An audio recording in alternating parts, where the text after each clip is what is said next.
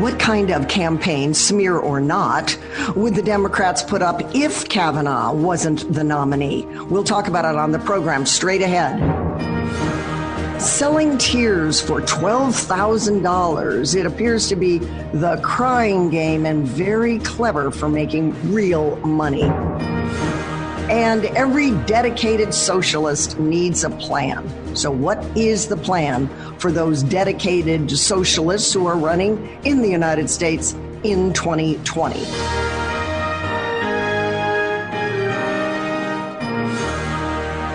Hello there, Terry here on Think America, where we reason first and then converse. Welcome to the program. I'm Terry Gilberg. This is America's radio town hall, where we let our hair down and discuss thought-provoking conversation starters about so many things Americana, not just the headlines and not just those pieces of news that come into your inbox and on your television all day long. So we get to other items as well. And I invite two Americans every week to come to the microphone and to chew on things with me. We have Mike, who is a CPA. He joins us from the West Coast, formerly worked in politics. Hello there, Mike. Welcome to the show today. Thanks, Terry. Great to be with you. Nice to have you, Mike. And Carl joins us from the East Coast. He is a financial blogger. He blogs on finance matters and a technology businessman. Hello, Carl. Hi. How you doing, Terry? Nice to have both of you. Let's get right started on Think America. In the vein of be careful what you wish for, I want to pose this first question to kick off the show. Let's discuss the new angle regarding the Supreme Court nomination. Now, this is not being discussed because so far, as of this past week, Kavanaugh, just like Russia was, it seems. Every single minute is something on Kavanaugh. But what kind of campaign would the Democrats put up if Kavanaugh wasn't the nominee? In other words, if we're now, and it could happen, looking at Amy Coney Barrett or Joan Larson or Thomas Hardiman or any of the others that Trump had on his short list. After all, they did the pile-on with Kavanaugh, and now it's whether or not he threw ice in a bar.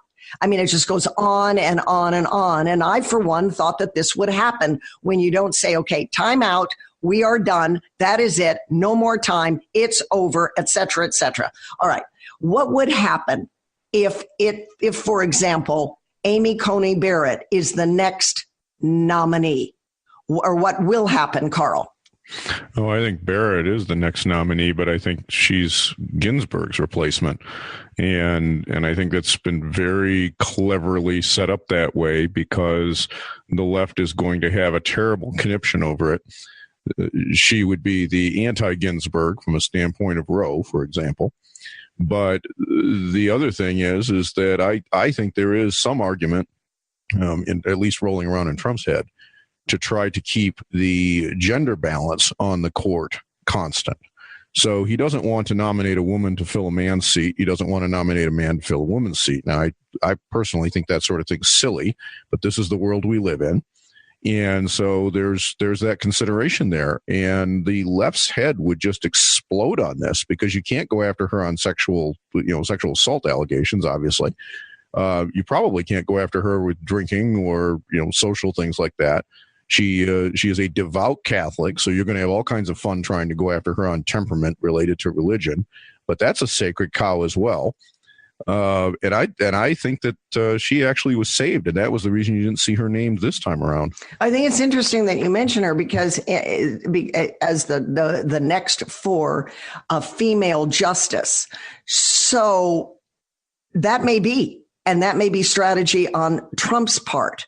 If they do nominate her next, that Trump pulls her name next, I think the whole Catholic thing is where it rests. It's all about Roe v. Wade, which is why they're smearing Kavanaugh so much on that. And so would they do it with Raymond Kethledge and Hardiman, and even Gorsuch was a Catholic. He's now a practicing evangelical. But the religion thing is the heart of it, and the Dems know it. The left knows it. They don't want it. One of the common threads I see in these names is the pro-life stance, Mike.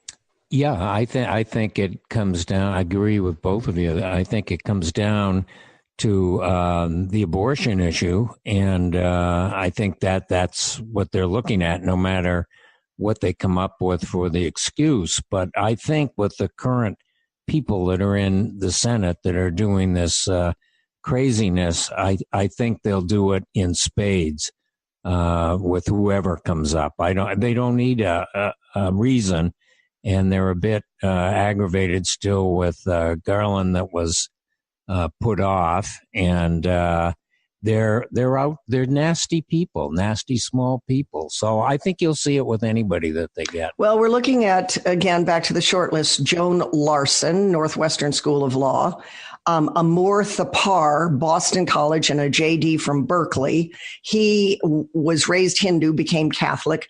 Raymond Ketledge. These are all, by the way, on Trump's prior vetted list.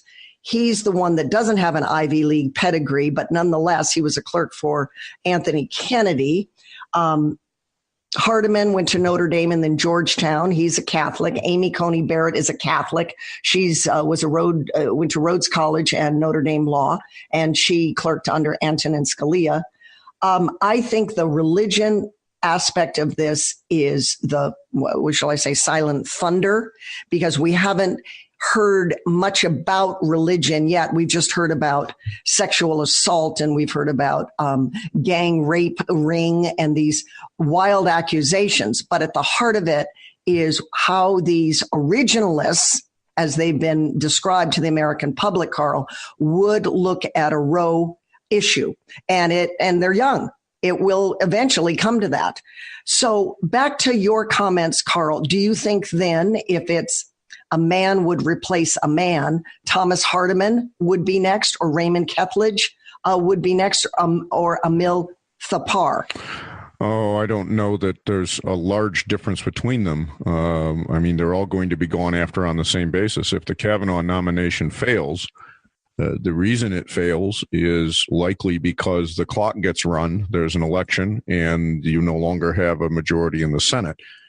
The problem with that premise is the odds are very long on that actually happening, no matter which base gets fired up. It's just a math thing. This particular midterm favors the Republican Party. And it just has to do with which class of the Senate you happen to be in and how many Democrats are up versus how many Republicans, and how that splits versus where the electoral vote went in those states. So I don't see the probability as being very high, but it's the only game the Democrats have. And what I find so astounding about this entire scream fest on Roe is that if you actually read the decision, and I have several times, it's one of the better written pieces of judicial work that I've come across in my years of study of this stuff. And in addition to that, when the Democrats had the House, the Senate, and the presidency in the first 2 years of Obama's first term, they could have passed a one-sentence bill or added it onto the PPACA, the Obamacare, and said all now prescription birth control is available over the counter. You would have had birth control pills for $5 a month. You would have been able to get a depot shot for $20 at any pharmacy. And the problem would, for the 90th percentile, be solved. But the Democrats don't want to solve the problem. It is always better to prevent an unwanted pregnancy than terminate one. I think everyone can agree to that. So why don't we solve the problem? And the answer is everybody wants the scream fest, these kinds of fights, and the fundraising that comes from them. Well, that's key. Now, Mike, you used to work in politics, the fundraising that comes with them. In other words, create the drama, create the chaos so that then the phones will ring for money. How much of an element did you see in that when you were in politics? It's great, but there was never the contentiousness that there is now. And but that's very, very important. Unfortunately, money's become very, very key in all of these races, no matter what they are. It's incredible to see the amount of money that's spent on let's say, a congressional race in some small state like New Hampshire. It's crazy. What do you make, Mike? I'll go back to you again on the stretch. It's so ludicrous, some of this. It's laughable to me. The stretch of the he said, she said, then mudslinging by the senators themselves. Then they bring up a teen calendar and a high school yearbook and the drinking games and even flatulence. And now it's ice cubes. And now the boyfriend of the woman who brought forward the gang rape allegation is said. We get into the he said, she said with that.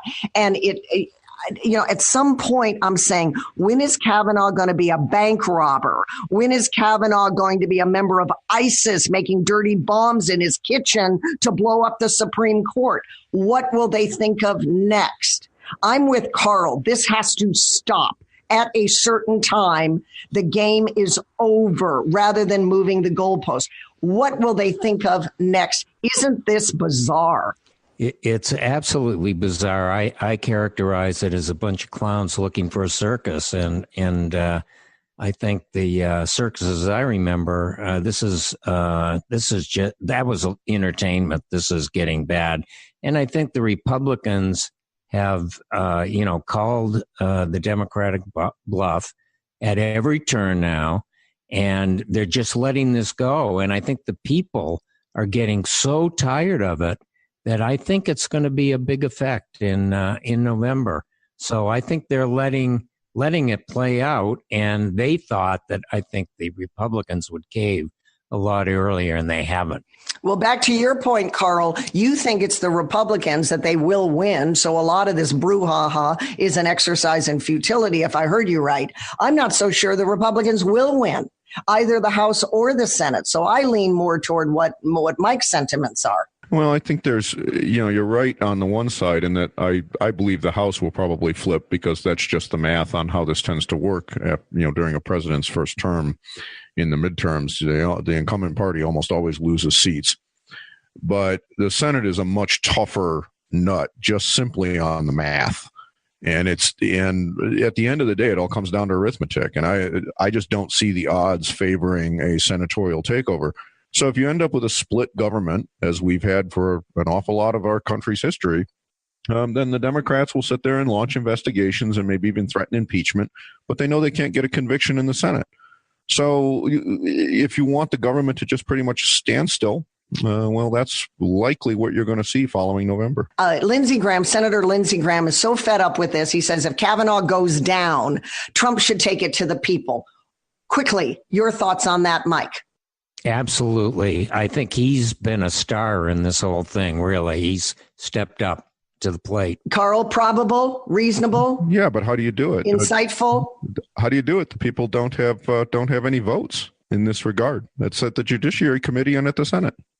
Correct, but it would create the sense of the people coming together and what public sentiment is all about. And that may help for the midterm elections. Good spirited debate, guys. Thank you very much. We will move on with another topic of selling tears for $12,000. You are listening to Think America, Reason First and Then Converse, with your host, Terry Gilbert. Find me on Facebook, Terry Talk Radio, and subscribe to our podcast. ThinkAmericaRadio.com is where you find that.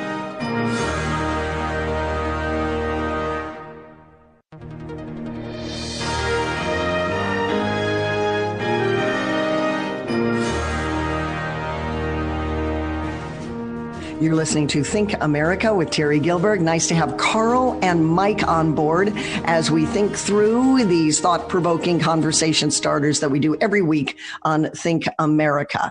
Interesting, unique way to make money online by selling one's tears. Noah Cyrus, who is the sister to Miley Cyrus, apparently broke up with her boyfriend, and she's got a MTV video and other videos crying about it. So she's decided to put her tears into a capsule and make money. So I guess when you've got a broken heart, now you can at least make money with it. She is selling her tears for $12,000 in a kind of a crying game, making money online.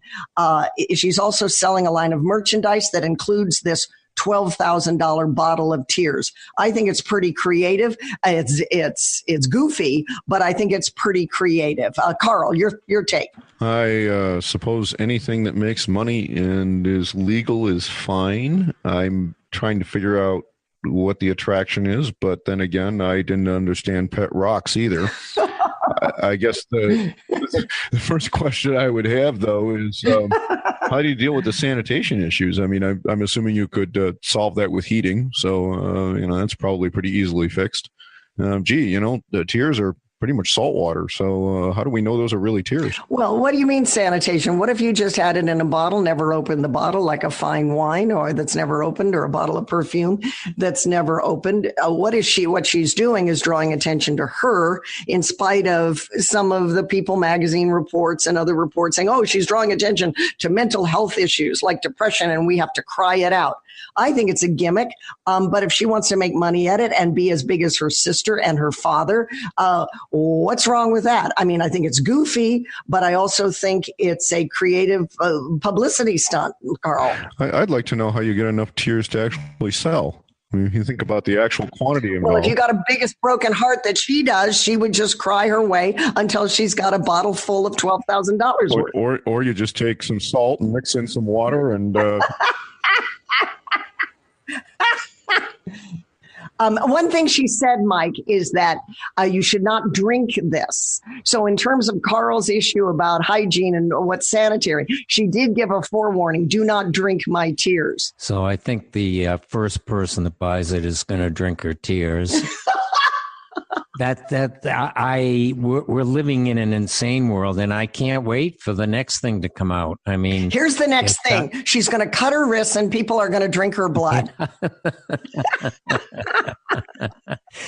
And make money on it. It's the American way. So I guess, as you said, you can't beat success if she's successful at it, but it's crazy. And there are a lot of crazy people out there that go for it, like Carl said, with the pet rock. Yeah, with the pet rock, or what are the troll dolls? I had a zillion of them. Yeah. I remember the troll dolls. I thought they were fantastic, and they were on my desk, and little ones, big ones, and whatever. But this is rather creative, and I think she's piggybacking off of her dad's Achy Breaky Heart hit.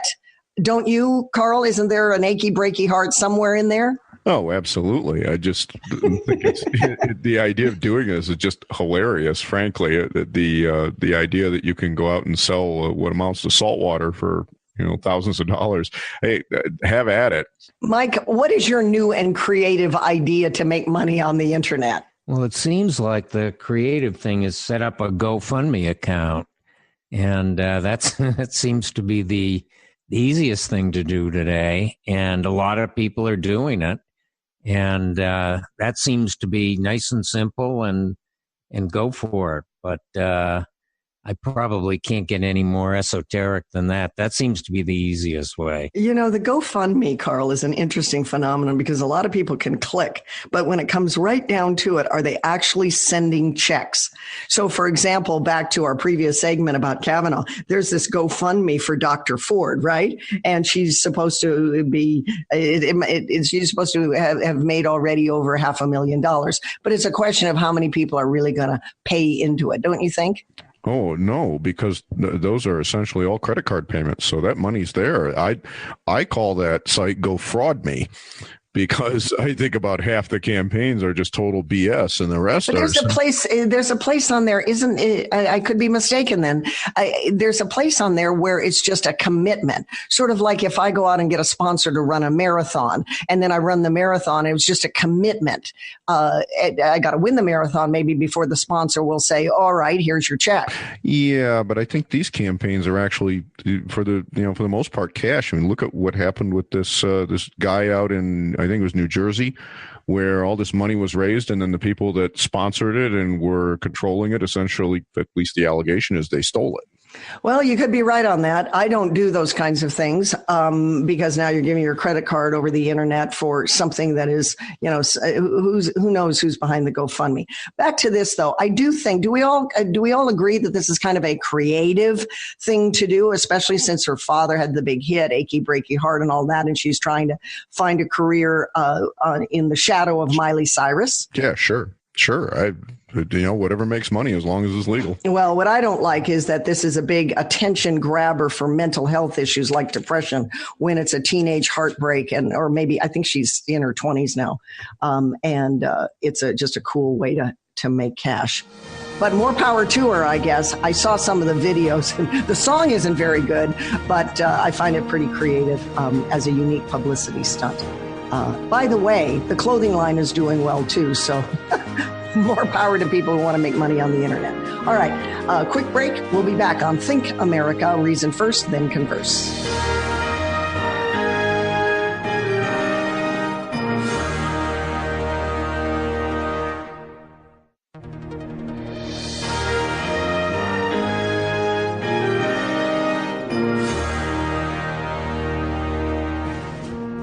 Welcome back to Think America with Terry Gilberg. I want to switch gears now and bring to the microphone a ID theft expert and leader in his field. Mark Pribish is with us. He is with Merchants Information Solutions.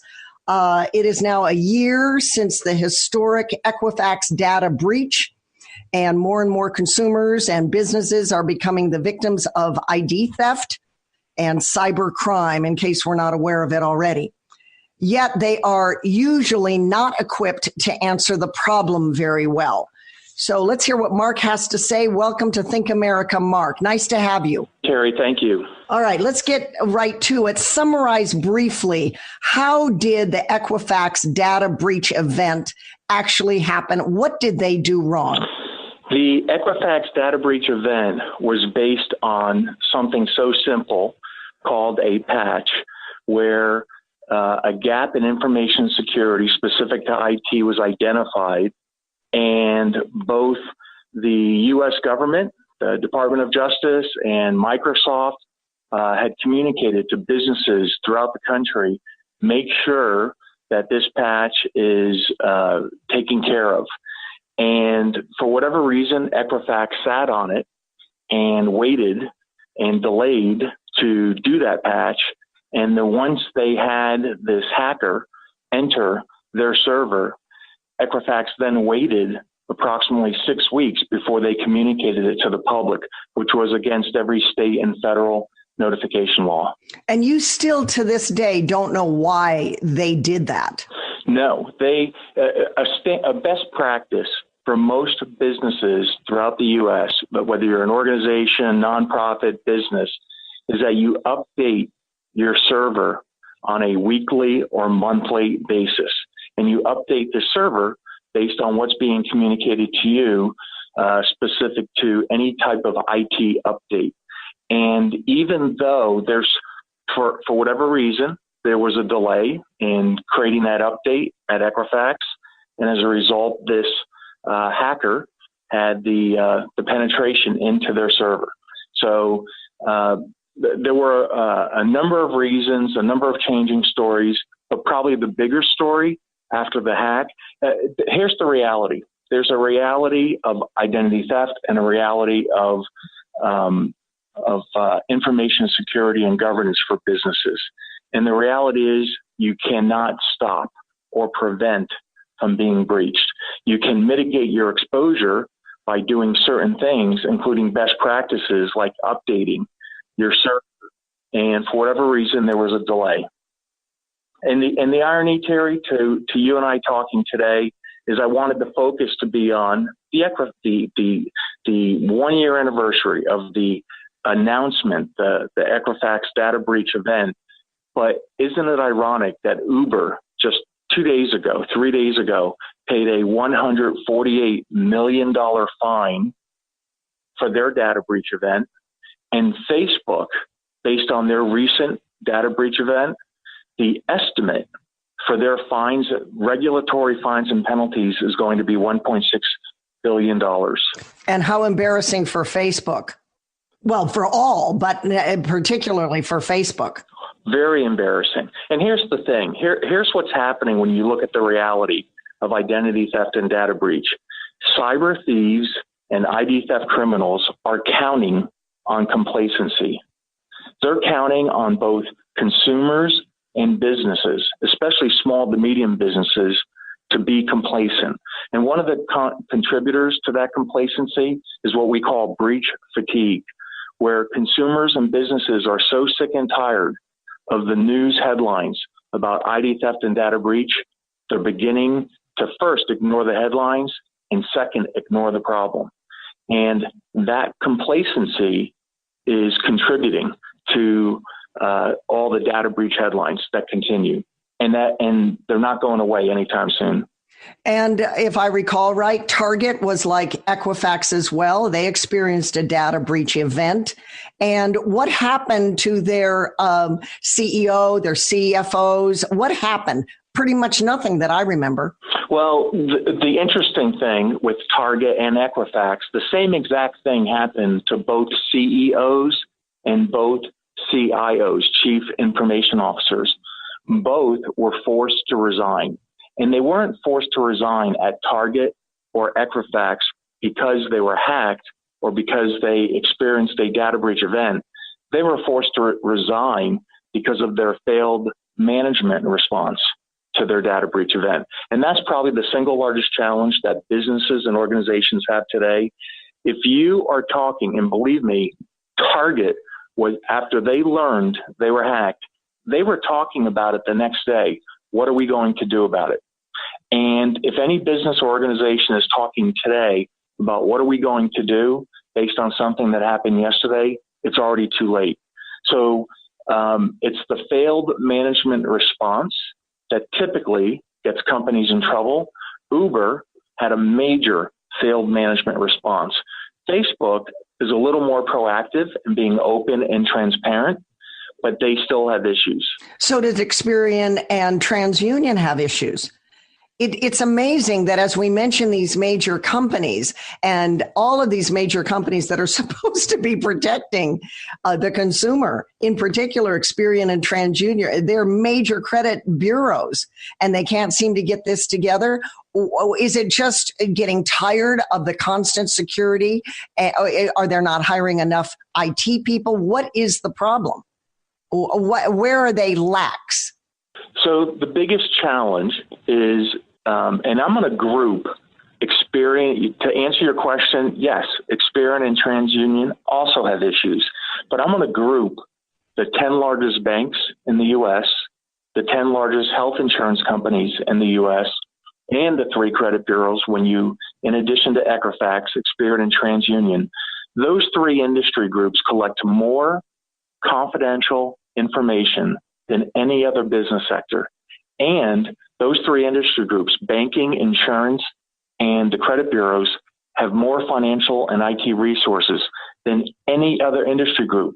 And all 3 industry groups, including the top 10 in banking and health insurance, have all been breached. The 3 credit bureaus have all been breached. By the way, not just once or twice, but multiple times. A big contributor is what we call the insider threat. You can have all the IT resources and all the intellectual capital supporting IT and information security, but it's current and former employees, current and former contractors and vendors, along with the organized crime and social engineering.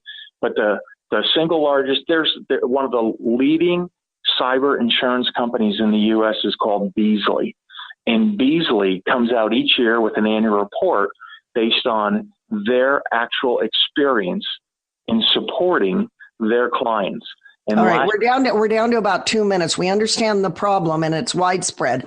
Give us some bullet points to this audience about what these companies need to be doing going forward to rectify the issue, the problem. So my advice to protect small business owners, and those are the targets now, not just the big companies, is they need to complete what we call an annual cybersecurity policy, an annual cybersecurity survey, and it helps identify the gaps in information security.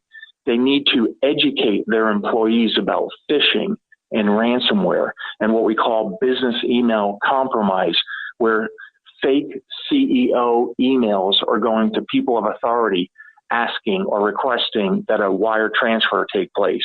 So an annual cybersecurity survey, review, a policy, employee education.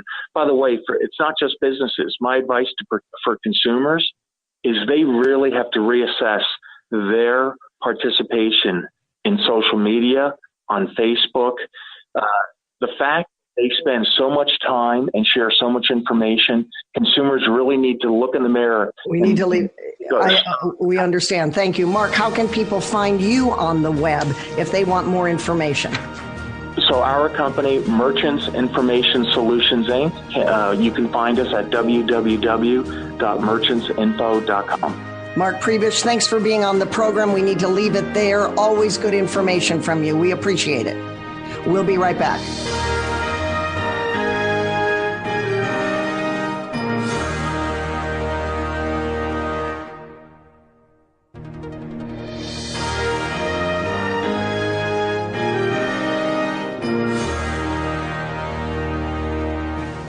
Welcome back to Think America. We are digesting all that information that Mark Pribish gave us.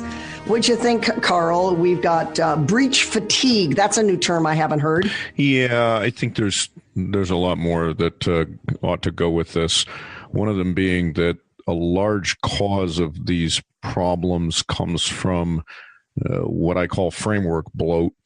We've gone from efficient code and people that are good at writing code to a coding regime where anybody that can fog a mirror can call themselves a computer programmer. The meritocracy-based system that was there 30, 40, 50 years ago is gone. And as a result, software that ought to fit in a few hundred kilobytes takes up hundreds of megabytes. And of course, every one of those lines can have a flaw in it. So you've got a much larger surface for people to try to shoot at. That does not help. Witness the Android patches that come out every single month with dozens of in some cases, critical flaws that have been identified. This is a product that's more than 10 years old. We're still producing security patches against stuff that was written 10 years ago. What sort of monkeys wrote it in the first place? Right. Good point. Mike, quickly. Yeah, it's just imagine what can happen to elections with this stuff. Speaking of elections, let's move to the election of 2020 here in America. There are two well-known self-described socialists considering a presidential run here in America, Senator Elizabeth Warren from Massachusetts, and of course, Bernie Sanders from Vermont. There may be others.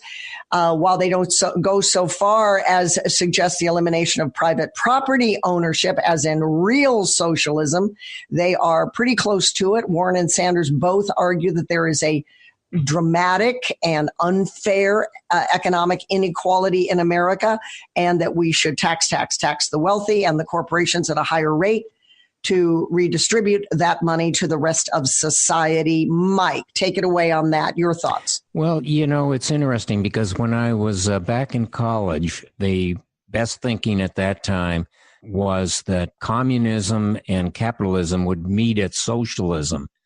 And I never quite understood that. I couldn't sort of get there. And now I'm beginning to see that. I'm seeing how that could happen, what appeals to different people. And when you mix some politics in there, that is pretty bad when you see people, like the fellow that's running Venezuela and some of the things they're doing. I don't see socialism ever surviving. Maybe when you say you learned that in college, maybe it was just academic rhetoric for the lecture. It could be. It's coming to fruition here. I wouldn't even believe that could happen in this country. And Carl? Oh, I think it can not only happen in this country, but it's been happening for a long time. I mean, the essence of running federal budget deficits is to falsely claim economic activity that didn't really happen. Because if you double the amount of money that's in the system, then GDP doubles, but the number of cars you made didn't go up at all. And so it's the oldest game in the book, and it also has an unbroken record of collapsing both societies and governments. It goes all the way back to Rome and shaving their money. Venezuela, Argentina. I mean, the list is too long to go into on the air, but it has failed every time it's been tried. But the reason it's done is the same in virtually every case, and that is it's cheap, it's easy, it is nothing other than a parlor game and sleight of hand. It's the 3-card Monte for the masses, and you're not going to see it go away in the modern era until you have somebody on the other side of these contests that comes up and does something like a Ross Perot and starts running the running the 47 whiteboards right in the debates, because that's the only way you get the bottom of this. And Carl, to that point, it's very difficult to show slides and graphs and give real economic reasoning to the masses. They want to hear, what are you going to give me? Right. They want that. It is so it's very difficult. The dedicated plan for socialists running in 2020 is that, well, keep talking about gimmies. Look at what Obama did, Carl. Give me healthcare. Give me the phone. Give me. And the people go, okay, we'll take it. You're in. Yeah. And look at what Obama did. He ran $1 trillion deficit and he got nothing for it. That's socialism. Yeah, that's right. A final thought on this one before we go to Megan and get her thoughts, Mike. It's bad. I don't think it's going to succeed, but there's a lot of angst out there and there's a lot of anger. We're in a period of anarchy, and that isn't good. Yeah, basically the same thing. I mean, you promising people things that you can write checks on. It's the oldest game in the book. And we just kick the can down the road. Megan will be with us. She will comment on this as well when we return. I'm Terry Gilbert. Find me on Facebook, Terry Talk Radio, and follow us on thinkamericaradio.com. Subscribe to our podcast.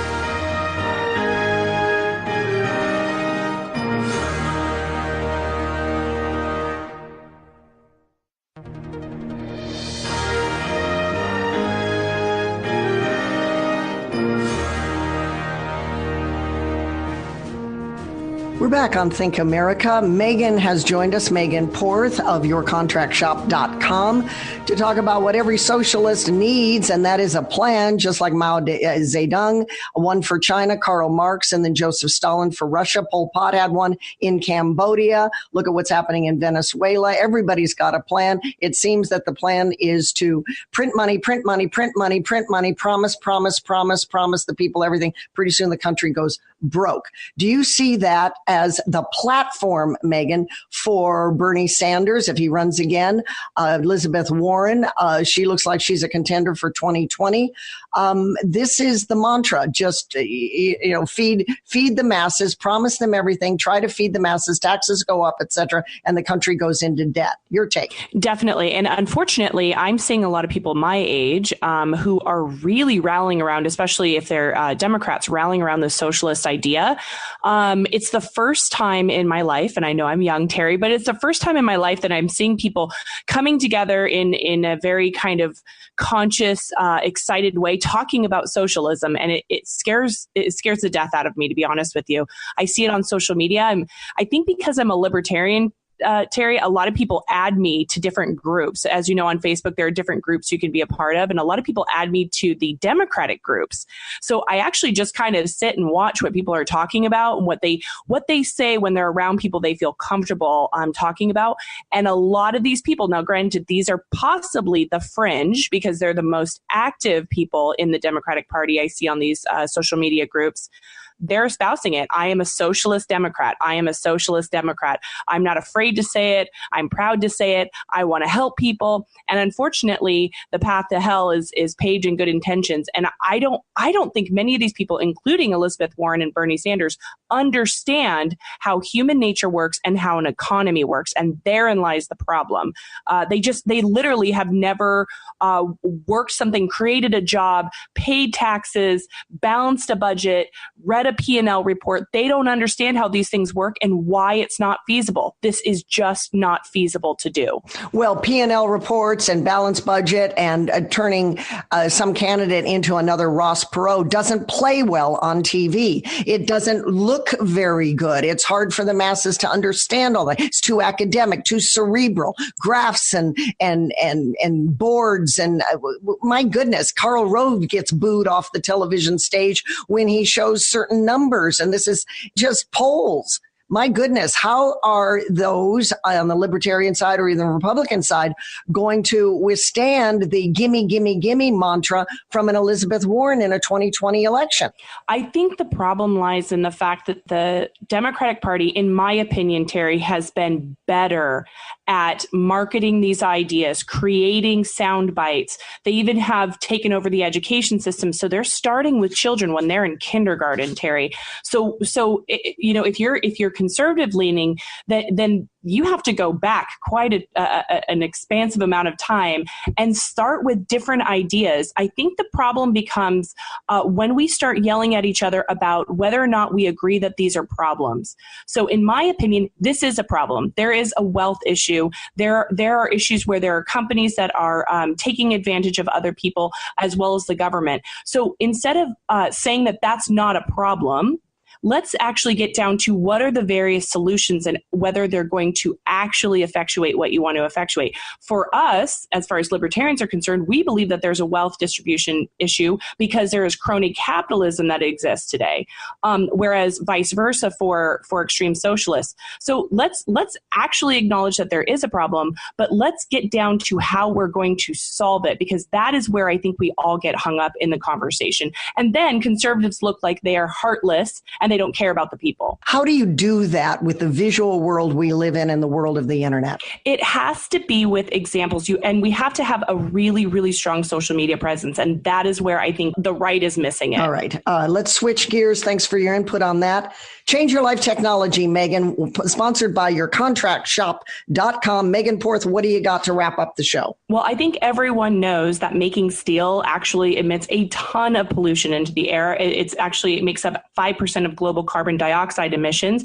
and it's the process that is the problem. So Boston Metal, which is an MIT spinoff, is actually testing the use of efficient, non-polluting production of steel using electricity instead of carbon. They're a little ways out on this one, but I really look forward to what's going to happen next. Well, good. Very good. Sponsored by yourcontractshop.com. You can find her there. Thanks so much for being on the program, Megan. Any final thoughts there, Carl, on what Megan had to say? Social media is a huge problem, but I don't know how you solve it, especially when you've got companies on the left that are going the other way. And there'll be new companies and there'll be new problems. And we'll talk about it anew on the next edition of Think America. I'm Terry Gilbert. Thanks for joining. All reason first and then converse.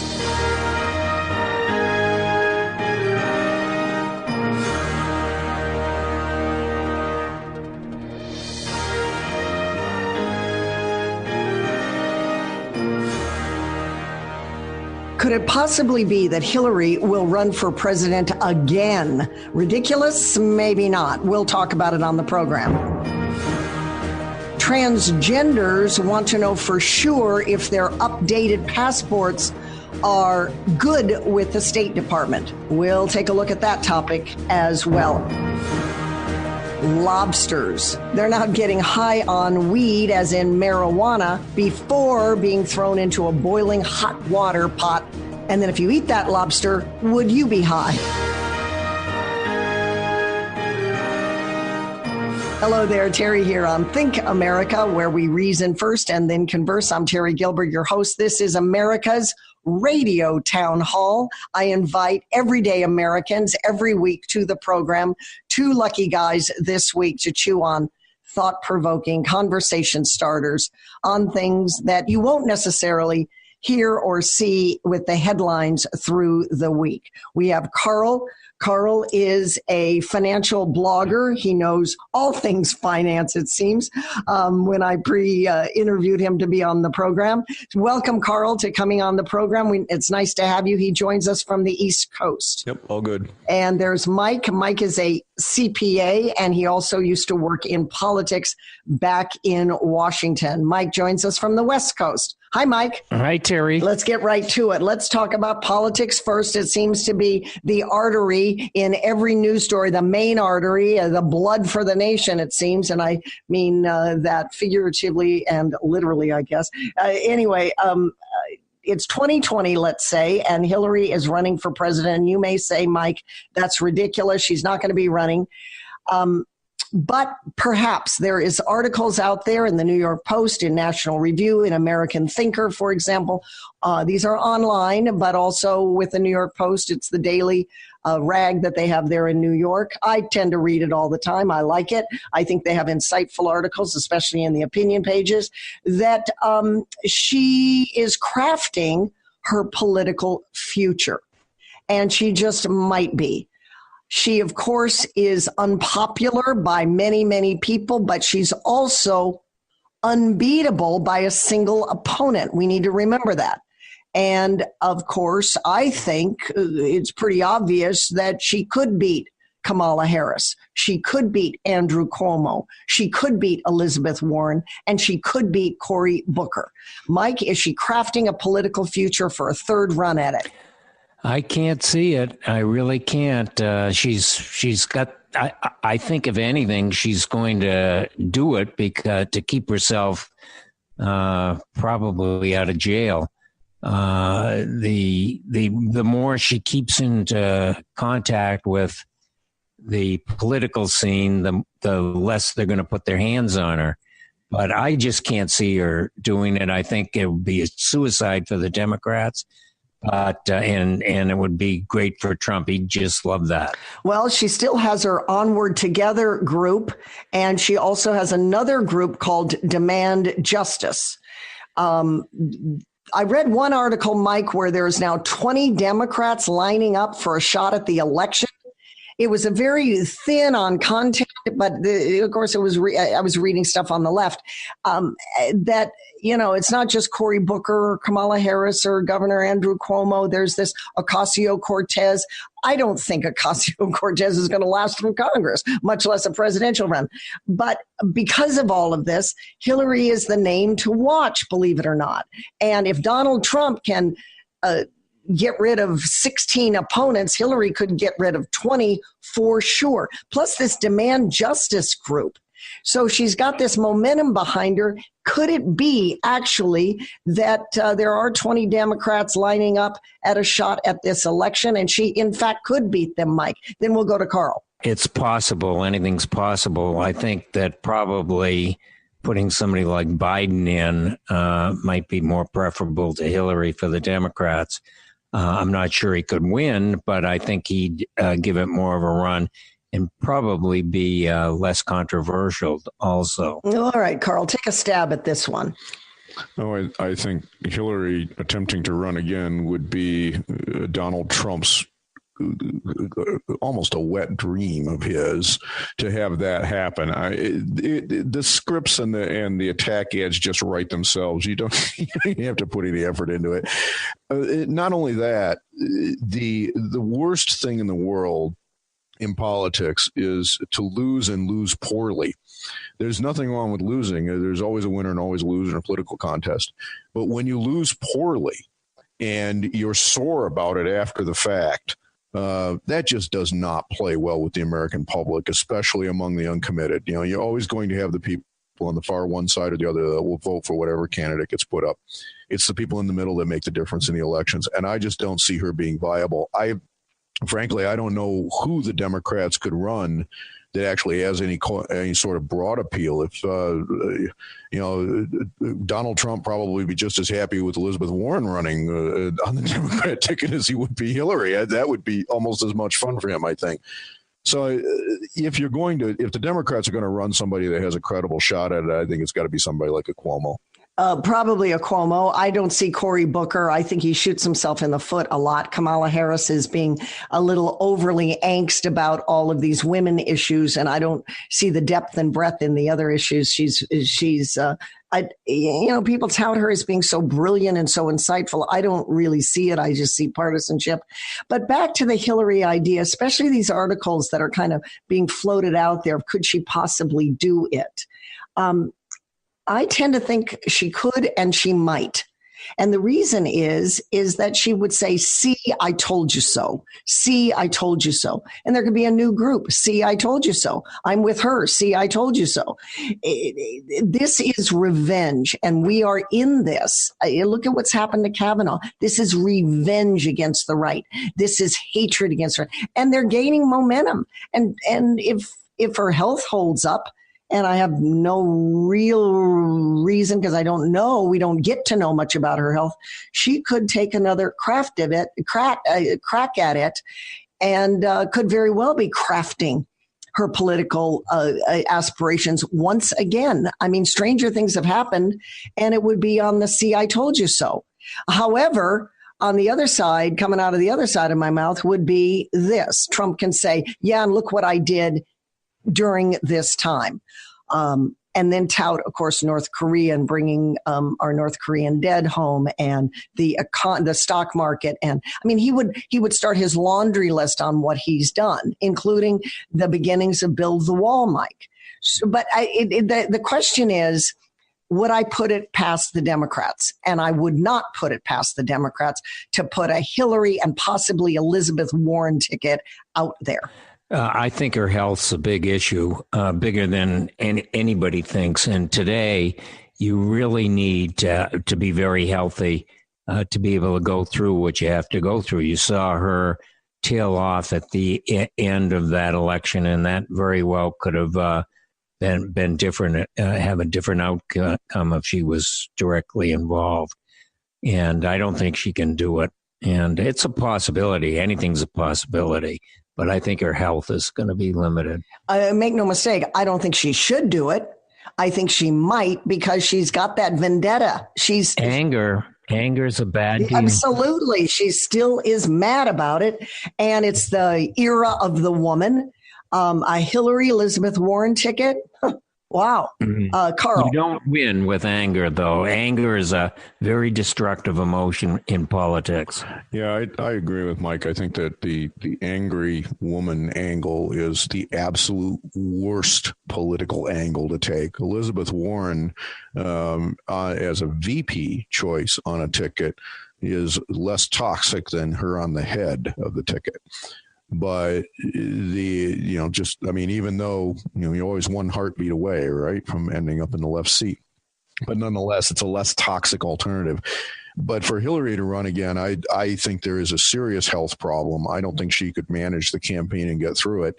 Well, what is her health problem, Carl? On that note, what do you think is wrong with her health-wise? Well, I'm not entirely sure, but she's obviously fragile from a health perspective. We saw that during the campaign the last time around. There were multiple times that she needed physical assistance to do simple things like walk up a flight of stairs. And you just, it's whether it should be a debilitating factor and part of the choice and part of the selection process in a presidency is a different question. But it is one, and the optics of it are important. And I just don't see how you get there from here until we have, full body prosthetics where, just look at the reality of it. You want to get up on the stage to give a speech, you got to climb up half a flight of steps to do it. And she was incapable of doing that without assistance on several occasions. And the press has been complicit with her, and they haven't pushed it. They haven't asked her. They haven't dug into it, and they won't. They won't do that. So the information that comes out is very limited.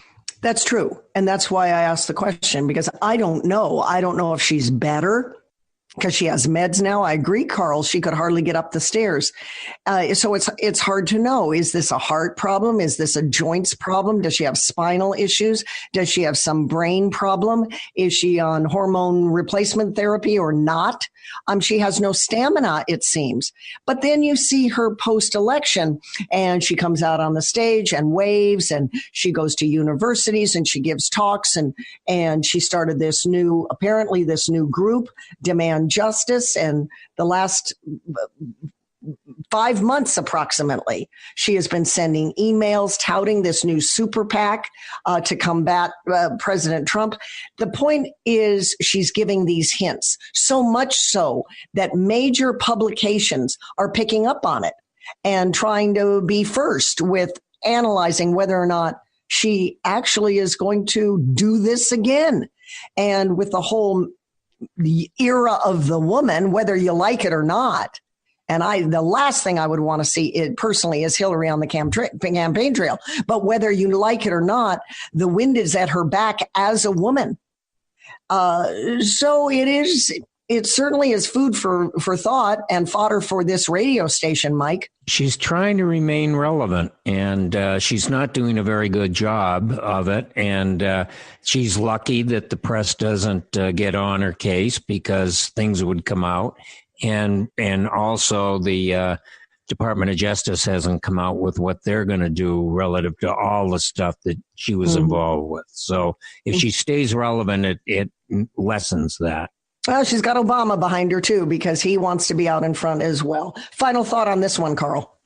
Well, yeah, there's that. There's also the money thing. I mean, it's the reality is that when it comes to politics and politicians, and especially the Clintons, somehow it's all about the cash. Mm-hmm. And none of their improprieties and their the things that are alleged against them ever seem to surface. It's very Teflon with this. It's amazing. It's amazing. We've got 2 years now into Trump, and we still don't know very little about the Clinton Foundation and the hanky-panky going on there, which we were told there was plenty. It was quite amazing. All right, a quick break. We'll be back and talk about transgenders wanting their updated passports. You can find the program and all of our podcasts on thinkamericaradio.com. Click on there, subscribe to our podcast, don't miss a show, and find me on Facebook at Terry Talk Radio.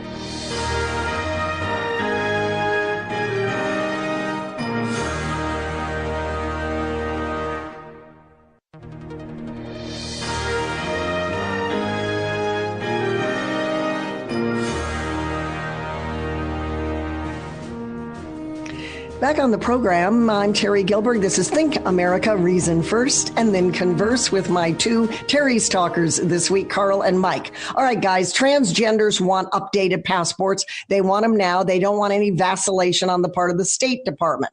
They are seeking confirmation that the State Department will do this. Now, under President Obama, back in 2010, transgenders needed a physician's statement that they had already, by the time they apply, quote, appropriate clinical treatment for transing into the opposite sex. All right. Now, they didn't have to say that they had specific treatment, and the doctor didn't have to confirm specific treatment, just that there was appropriate clinical treatment, whatever that means. Now, the State Department says, or they did under Obama's administration, here is our model language. Please fill it out accordingly, or you will be rejected. Now that President Trump's administration is at the helm here, President Trump in particular, as you undoubtedly know, rolling back Obama's bathroom policies, rolling back trans being in the military service and saying, no, no, no. And now kind of moving in the direction of, wait a minute, surgery has to be required or you're not fully trans. So the trans community is kind of up in arms about this and is taking it, again, back to the State Department. Mike, how do you look at this? Because transing can take a very long time. Completion is very expensive, and there's no turning back from being, if you're a woman who becomes a man, you are now a man until death. Mike, go. Yeah, I think that I'm just so confused about this whole thing. It just really goes over my head. It seems to me that it would be when you finally had the operation, then you're there. I can see the other side of the coin. I can see the cost of it. I can see everything else, but I just can't put it all together. And I think I'm probably admitting it, but I'm probably like most of the people in the country. I just don't really understand it. Carl, do you think they've got a point to say, wait a minute, I can be in this trans environment and existence for some time, and if my doctor just says I'm transing, then even though I'm not completed with the surgery, I am now the opposite sex, and the State Department needs to say that I am? No. With a passport? No, and the reason's simple. This is an identification document. It is valid in every nation of the world, whether that nation happens to recognize the premise that we recognize about transgenderism or not. If you present a passport to a foreign consulate or to a foreign border control agent and it says you're a man, then if you end up getting strip searched as part of your entry into that country, the appropriate male things ought to be there. And if they're not, then your document's a forgery. And that's from their point of view. And that's what matters when it comes to a passport. A passport is not a piece of social engineering or social justice or anything of the sort. A passport is an identity document. What do you say to the doctors that are trying to squeeze in, this is to you, Carl, trying to squeeze in their language into model language? And they have to do this under the penalty of perjury, by the way. So if the model language says, all right, let's say it's person X, let's say it's Jim who wants to become Sally. And Jim is starting to take more estrogen, or let's say it's a Sally who wants to become Jim, and Sally is just taking more testosterone, growing some facial hair, but it's not very, they're not very down the road in the full transition. What do you say to the doctors that are trying to squeeze in their terminology into model language? Well, I'm saying, I say to the doctors that, again, this is a State Department issue. It is not a function of American politics. It is a function of what is going to be recognized by every nation in the world. And every nation in the world is going to look at somebody that comes up to a border and presents themselves and say, if push comes to shove, and let's face it, people do get searched, okay, at borders. It happens all the time. Right. If they do that, is that a man or a woman underneath those clothes? And by the way, which sex do we have as border agents? Go through a TSA checkpoint. If you're a woman, they give you a woman to screen you. I think it's that simple. I do too. The interesting thing about this is that one of the interesting things is that with President Obama, after 2 years of transing, then you would have to submit a new form if you're not fully trans. And Mike, I think under Trump, it's going to go back to you have to be fully trans, show the surgery date, et cetera, before there will be a new sex on your passport. Final thought. To me, that's exactly the way it should go. It gets the confusion out. It gets politics out. It gets everything else out. It's done. It's very hard to undo something like that. So you're in it, and we know you are.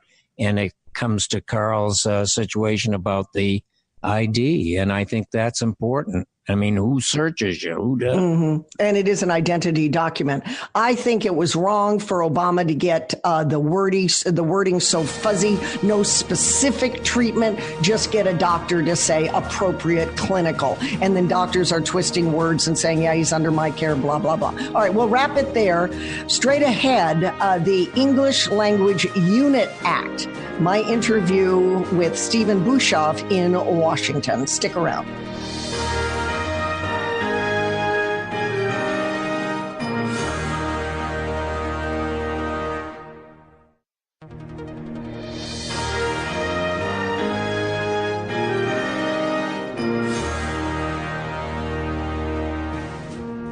We're back on Think America. I was in Washington recently and caught up with Stephen Guschov, who's the executive director of the English Language Unit Act. Hi, Steve. Tell us about the English Language Unit Act and what you're trying to accomplish in Washington with English as the king language. We are the nation's leading advocates for official English. And so what we want to do, what we advocate, is for English to become the official language of the United States of America. Now, right away, you're probably going to have listeners saying, wait a minute, Steve, what do you mean English is not the official language of the USA? That is correct. Most people assume that it is, but English has never been the official language of the United States of America, never in our 240 plus years of independence. And so we advocate for passage in Congress of the English Language Unity Act, the English Language Unity Act. In the U.S. House of Representatives, that's bill number H.R. 997, and in the U.S. Senate, it's bill number S678. Right now in the United States House, we have 71 supporters, and in the U.S. Senate, we have 7 supporters as well. And so every day, we're on Capitol Hill lobbying and educating members of Congress about why we need to pass the English Language Unity Act. Now, Terry, you'll be amazed because I can tell you that we have spoken with U.S. senators, conservative U.S. senators, who have said to me, Steve, wait a minute, what do you mean that English isn't the official language? I never knew that. These are U.S. senators that don't even know it sometimes. So we have to do a lot of education on Capitol Hill will to get it done to hopefully pass this. Right now, with a Republican-controlled Congress and a Republican in the White House, we see a window of opportunity that we haven't had in a long, long time to try to do this. We're also working on the other end of Pennsylvania Avenue at the White House. We've had 5 different meetings with different aides to President Trump and Vice President Pence to try to get President Trump to sign an executive order which would repeal former President Clinton's old executive order, number 13166, which mandated government translations, or interpretations for anyone, any organization receiving federal funds. And so if Trump can do that, that would be very helpful as well. Tell me, Stephen, about the cost to the United States government or even local municipalities, state government, to have, for example, ballots translated into, say, Spanish or any other language. Speak to the cost. Back during the Bush 43 administration, there was a government study that estimated that interpretation and translation costs at that time were approximately $2 billion a year. That's billion with a B. That's extraordinary. It's amazing. It's stunning. Now, remember, that was during Bush 43. No government study has been done since that time, so the number has to be something north of $2 billion. But even if you use that as a basis, if Trump signs a new executive order and repeals the old executive order, if Trump does away with government-mandated interpretations and translations, it would save Americans at least $2 billion a year, if not much more than that. So we're talking about a lot of money that could be saved if Trump signs a new executive order. So as I say, we've met 5 times with different aides to President Trump, with different aides to Vice President Pence. When Vice President Pence was a member of Congress from Indiana, he was a co-sponsor of the English Language Unity Act 5 times in 5 different Congresses. President Trump as well, when he was campaigning in 2015, 2016, he would say all the time that in this country, in order to assimilate, you need to speak English. So we know that we have allies in the White House, but now we need to get the ball across the goal line. We need to have the president sign a new executive order, repealing President Clinton's executive order, doing away with government-mandated translations and interpretations, and we need Congress to pass the English Language Unity Act as well. Tell me, Stephen, where your pushback is coming. From which groups, or is it just the general left? How is that going? Where is the pushback or the dissidents? There's different types of pushback, and I think it's similar to the pushback that you see in the entire immigration issue as a whole, where you have a lot of people on the left who don't like it, but not everyone. We do have Democrats and liberals who do support what we're doing. We have a lot of support in California, for instance. California is a basket case right now, but we have people who are conservatives and liberals who support what we're doing. You also do see some establishment types on the right as well, establishment type Republicans who don't like it as well. I do a lot of media interviews on the radio, on TV, and we'll get pushback, again, similar to what you hear for other immigration issues, where people will call up and say, oh, you're a bunch of haters, you hate immigrants, you're not compassionate whatsoever. How can you force English on these people? That's not compassionate at all. And I say to them, we are actually more compassionate, because if an immigrant comes to this nation, and we love immigrants, we love legal immigrants, if an immigrant comes to this nation, and if they immerse themselves in English right away, and if they become proficient in English right away, that's going to lead to better job opportunities for them. They're going to be able to make more money. They're going to be able to support their family. They're going to be able to live the American dream in a way that they could not do if they did not learn English. So we are more compassionate by advocating for official English in this nation, not less compassionate. If you don't have this happen, do you foresee more, as the term is, hovels in America with various different ethnic groups speaking their own languages? And what does that do, should that be, to the fabric of the United States of America? We don't want America to become a Tower of Babel. We don't want a Balkanization of the United States. Look at a place like Canada, which has English and French. Incredible governmental costs for translation and interpretation in Canada, other nations across the world as well, where you have multiple official languages. All it does is make it more costlier to do things from a governmental standpoint. And who bears that cost? The taxpayers do when all is said and done. So from an assimilation standpoint, it's better for immigrants to come and learn English. This does not mean that they cannot speak their own language at home or in a cultural center or in their place of faith or any other private place. We are only talking about for governmental operations and nothing else. But we don't want to have in this nation linguistic ghettos where people are speaking different languages in their own community or, the government has, things translated to so many different languages that you lose sight of the fact that English is the common unifying language in this nation. We want to avoid that because, again, we see around the world how it has not worked out well in any other place where you have a multiplicity of different languages competing with each other. Do you see this an issue in any way for the midterms or for the 2020 presidential election? Absolutely. I think it was even an issue in 2016. Again, we know where President Trump stood on immigration as opposed to where Hillary Clinton stood. We know that President Trump, when he was a candidate, was frequently saying that in order to assimilate in the USA, you need to speak English. Right now, what we are doing is that we are holding candidates' feet to the fire all across the nation, whether it's federal races, congressional races, or even state and municipal races, asking them how do they feel about official English legislation. We do a lot of work at the state level as well. Right now, 32 states across the USA have English as the official language of their state. Michigan hopefully will become the 33rd this year. So we do a lot of work in states as well, and we have told all of our supporters to talk to every candidate, whether someone's running for Congress, for Senate, for local races, state rep, state Senate, governor, whatever, how do they feel about official English legislation? Because if they support something like the English Language Unity Act at the federal level or a state version of that, then that's a good thing. So we do want this to be an issue in 2018 and also in 2020 in the next presidential race as well. Where is Marco Rubio, for example, and Senator Ted Cruz on this issue? Well, in both of those cases, you have two senators who, originally were great friends of the Tea Party movement and who have said words that are very sympathetic to official English. I'll give you an example. Back in 2010, when Senator Rubio was still a candidate, he did a wonderful video for us where he was a strong proponent of official English legislation of the English Language Unity Act. Since that time, though, he has not co-sponsored the bill in the United States Senate. And so we want to encourage Senator Rubio to back up his own words and become a co-sponsor of the English Language Unity Act, as he said that he would support in 2010. Senator Cruz as well. Senator Cruz is a friend. We've met with him. We've met with his staff many, many times. He's in a very, very difficult race right now for re-election in Texas. And we think that his co-sponsorship of the English Language Unity Act is something that would help him in his race. Now, we're a nonprofit organization. We're 501c3, so we cannot endorse candidates. But again, if you're running particularly in a border state and you support official English legislation in a place like Texas, that has to be very helpful in a state like that. And so we encourage Senator Rubio in Florida and Senator Cruz in Texas to both become co-sponsors of the English Language Unity Act. Finally, will they both come around, do you anticipate, before these midterms?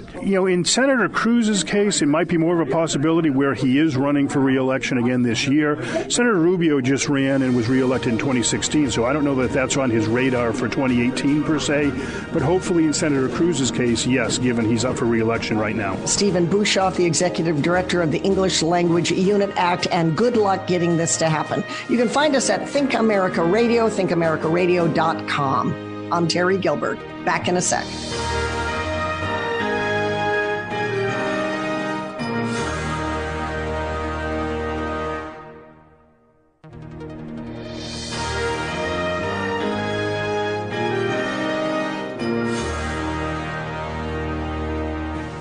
Back on the program, this is a fun topic. I've been meaning to bring this to our audience and to you guys. Terry Stalker's here on Think America. It has to do with lobsters and Maine. Lobsters are now getting high, believe it or not, on weed, pot, before being thrown into a kettle of hot water to be cooked. How do we know this? Because Charlotte Gill, who runs Charlotte's legendary lobster pound in Southwest Harbor, Maine, believes that lobsters experience excruciating pain when they are being boiled alive. And she's not happy about it because she's an animal lover. So she's decided to mellow them out before putting them in the pot. And as they go in the pot, they don't feel as much pain, according to her. She says it's an act of kindness and humanity. She is a registered medical marijuana caregiver, and she says she's more than knowledgeable about marijuana effects than your ordinary chef. She also makes the claim that the lobsters that are high before they die in the pot are more succulent. Carl, I'll start with you. The State Department, the state's health department says this is not going to continue. They are not amused. I wonder if the state is overacting in this regard. Leave her alone. Let the lobsters get high, and maybe the client will get high, the customer will get high, and everybody will be happier. Well, I think that's exactly what they're worried about, right? Is that the customers might get high. I think the whole thing is ludicrous. I mean, first off, there's no reason to believe that there'd be any transference into the food. Okay. But this is, again, the government and its idea that, hey, we know what's better for you. I wonder how they'd feel if, you fed your chickens some beer as a final means of fattening them up before they were slaughtered. Would that be equally bad? I'm still trying to figure out where the harm and the foul is in this. Well, we give chickens hormones all the time to fatten them up, and then you buy it at the grocery store and you cook it and they kind of shrivel, right? Yeah, we do. And so I'm a little nonplussed by this idea that somehow, trying to do something about the shrieking lobster as it goes in the pot is such a terrible thing. Mike, what do you think? She loves animals. She doesn't want the lobster to freak out and die and groan and moan underneath all that water when we can't hear it. And so give them a little drug to make them mellow while they go meet their maker. Being a lobster eater from over in Maine for a long time and loving the lobsters, I'm taking a whole different look at this now. I haven't had a lobster in a couple of months, and it's blowing my mind. I'm not sure whether I can ever eat lobster again. It's now, why would that be when the THC breaks down at 392 degrees and the lobster dies at about 400 to 425 degrees? Yeah. The restaurant says that the meat is better with the sedation effect before cooking. The lobster is happier. The people are happier. What's not to like? And the government is doing overreach, but you now are saying, oh, I don't want a lobster. Is that all psychological with you? I mean, it's become very psychological with me. I this poor thing going into the pot and scratch. I mean, I knew what I cooked them and everything else, but now I'm not sure I can enjoy a lobster again. It's great. I like I lived in Maine too as well when back in my television days when I was anchoring, and I liked the steamed lobster better. I don't like that wet effect of the meat. So I wonder if the lobster is steamed as opposed to going into a hot boiling pot. If the marijuana gets into the muscle, the meat of the lobster better, and we would all be more happier. She, the lobster, the eater, the State Department, the health department, Carl, if it was only for steamed lobsters rather than for boiled lobsters.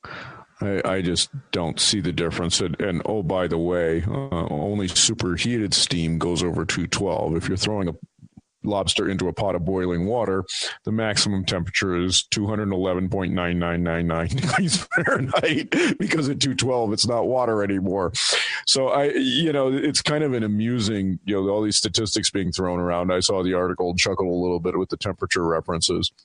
But this is just more government nonsense. I mean, I don't understand the problem. This is a legal thing for people to do in the state. And so as long as it's disclosed, what's the problem? But here's one problem. How do we really know how high a lobster would be? Does she know? I certainly don't know. Does the health department know in Maine? I don't know if they know. Does anybody know this effect? Carl, quickly. Is it 1 toke or 3? Over the line. Mike, quickly. Well, when I start seeing a face of a cow on a steak, I'll let you know about that. Okay, let's hear what Megan has to say when we return. Think America, reason it out first and then converse. That's what we do here on the program. Be right back.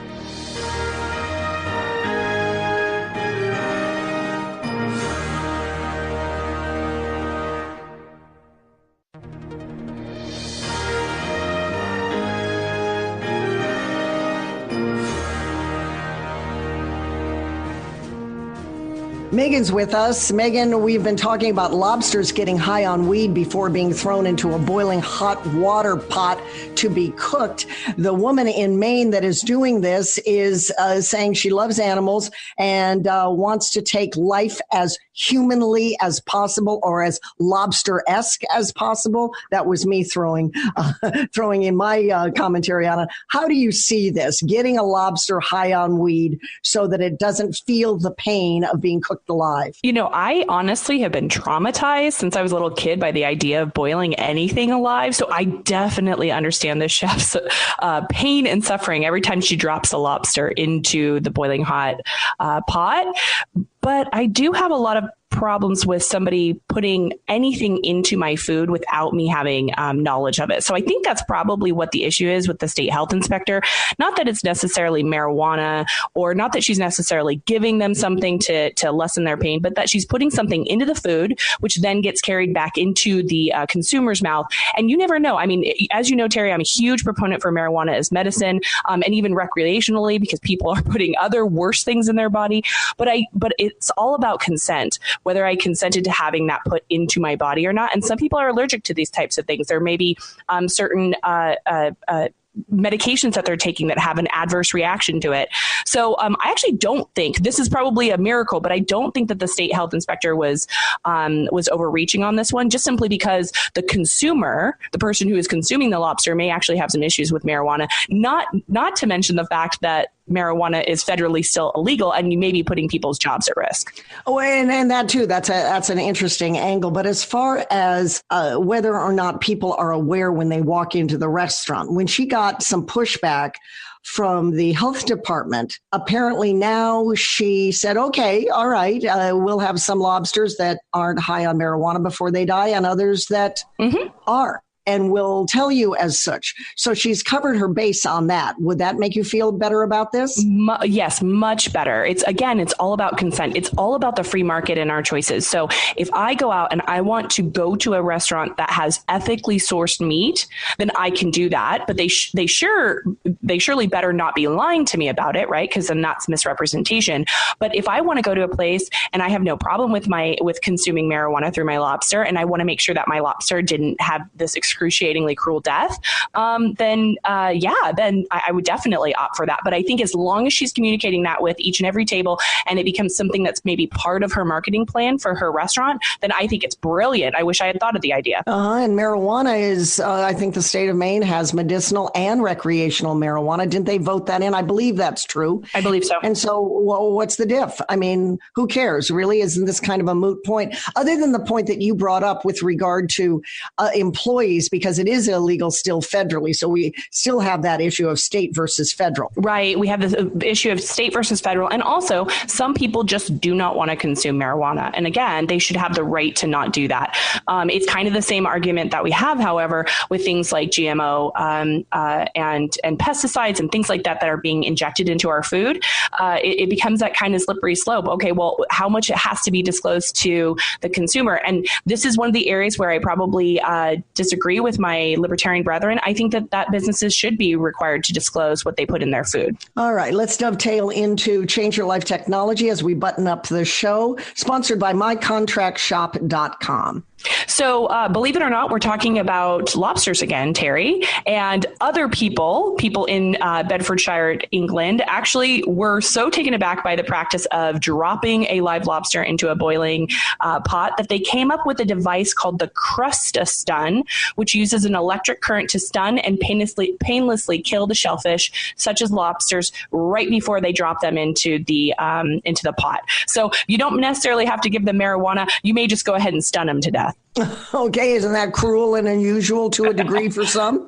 It's less than 0.03 seconds. Okay, and what would they say when, we kill a frog? Or what would you say if crab, with regard to crabs, I saw funny just by the way about what about stoned crab, but that was a little bit humorous in an article. What do you say about beef? What do you say about anything that we have to kill to eat.